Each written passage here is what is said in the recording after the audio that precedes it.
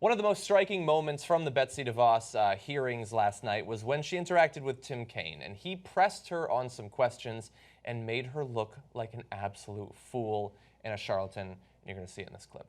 But I'm really interested in this. Okay, should everybody be on a level playing field? So public charter, or private K-12 schools, if they receive taxpayer funding, they should meet the same accountability standards. Yes, they should be very transparent with the information, and parents should have that information first and foremost. And if confirmed, will you insist upon that equal accountability in any K-12 school or educational program that receives federal funding, whether public charter, or private? I support accountability. Equal accountability for all schools that receive federal funding. I support accountability. Okay, is that a yes or a no? I support accountability. Do you not want to answer my question? I support accountability. Okay, let me ask you this. Dun, dun, dun. And so let's explain the context and the background now. It's because she does not support equal accountability. Yeah. Why? What a strange thing, right? So she's from Michigan. In Michigan, she's been pushing charter schools for years and years and years now. Here's the problem. Charter schools have performed very poorly in Michigan. So what people want to do was have accountability for charter schools. They're like, hey, you're insisting on accountability for public schools. Great, that makes sense. That's our taxpayer dollars. But taxpayer dollars actually go to charter schools too. So we'd like to make sure that we can track them and have accountability for that. She fought against that legislation. It's not that she was neutral to it. She's like, no, I don't want you to find out what a failure our programs are. So I don't want accountability for the thing that I'm pushing for. And she was against the expansion of charter schools that were shown to be failing. She wanted them to be able to continue and expand, take as much money in as possible before they finally collapse. But the thing that drives me crazy and why Tim Kaine's doing this line of questioning is, but then she'll turn around and be like, oh, these public schools, the one thing we need is accountability. But you just killed accountability for the other schools. Yeah, whatever. Yeah. That's why she didn't want to answer that question. That's why it was a great question and great that he insisted upon it. And it's an incredibly non-conservative thing to say, I have my favorite little pet schools and I want you to shower them with hundreds of millions of dollars, and there will be no responsibility on their part to earn that money or to hold up to accountability standards to deserve that money. In fact, I'm going to do whatever the hell I want, and you're going to continue to give me these handouts for those schools. That's a really weird approach for a hardcore conservative to have. And you know, I'm not asking for too much when I ask for honesty. If you've got a good reason for why you don't want accountability for charter schools, just say it. Yeah. Say it. Maybe you got a winning case. Then what are you afraid of? Yeah. I mean, you guys won, right? So you can say, hey, my guy won, he appointed me, and you know what? We think charter schools should suck, and we should funnel all our money to them anyway. I don't know what your argument is because you wouldn't make it. If you've got a great argument, you're on TV. Make the argument. I think her argument is money is awesome. And by the way, so what I love when you bring in someone who's not that familiar with politics, hasn't been around. So like people lie, and they'll even try to evade by saying, I'm for accountability. And they'll keep saying that, but she is still enough of a human that she knows what she's doing, which is why she can't help but smile. Because she knows that she's being deceptive there, and she can't hide it from the people around her. But that sort of accountability is not the only kind that Tim Kaine was pushing for. Let's go to this next clip. I think all schools that receive taxpayer funding should be equally accountable. Do you agree with me or not? Well, they don't. They're not today. But I think they should. Do you agree with me or not?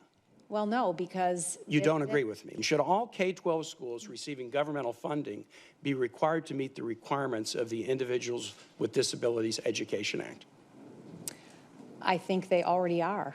Okay, but I'm asking you a should question, whether they are or not. We'll get into that later. Should all schools that receive taxpayer funding be required to meet the requirements of the Individuals with Disabilities in Education? I think that is a matter that's best left to the states.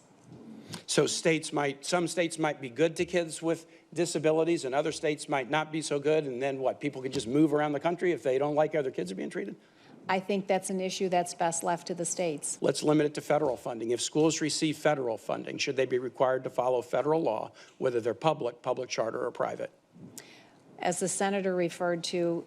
just yes or no. I've only got one more question. The Florida program, there's many parents that are very happy with the program there. Let me state this. I think all schools that receive federal funding, public charter, or private, should be required to meet the conditions of the Individuals with Disabilities in Education Act. Do you agree with me or not?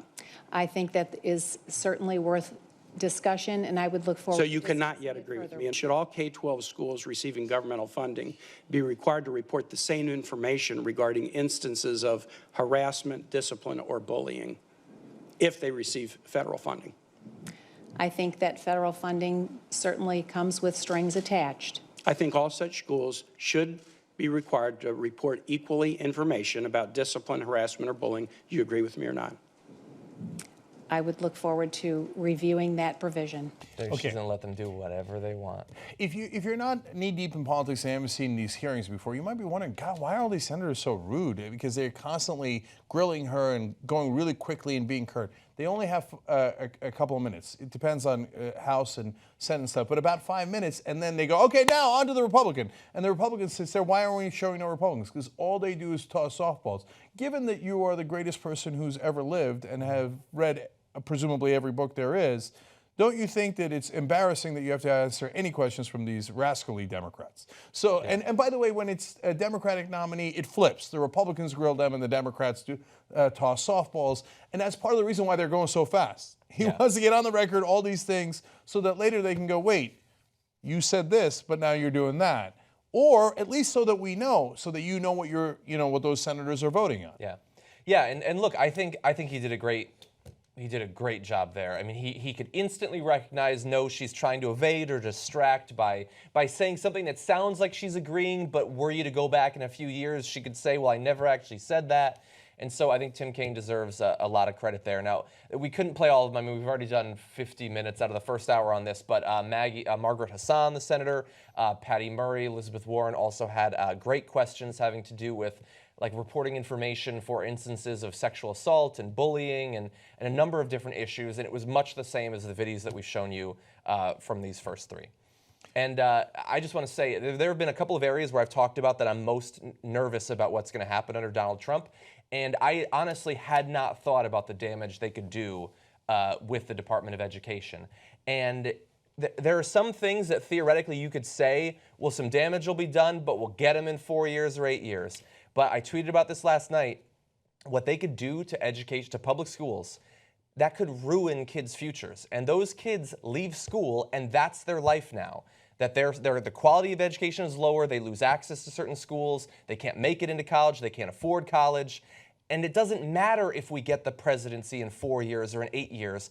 Their lives are irreparably changed. Their descendants' lives are irreparably changed. They will receive less education. They will have less opportunities for jobs. It will change their family life. It will change their kids' educational attainment. There are some things that you can't get around in 8 years. It's as if elections matter. You know who's going to stop Trump, stop the establishment, stop the corruption? You are. You help us hire new investigative reporters, and we will unleash it on them. tytnetwork.com/go. Let's build the best journalism team in America.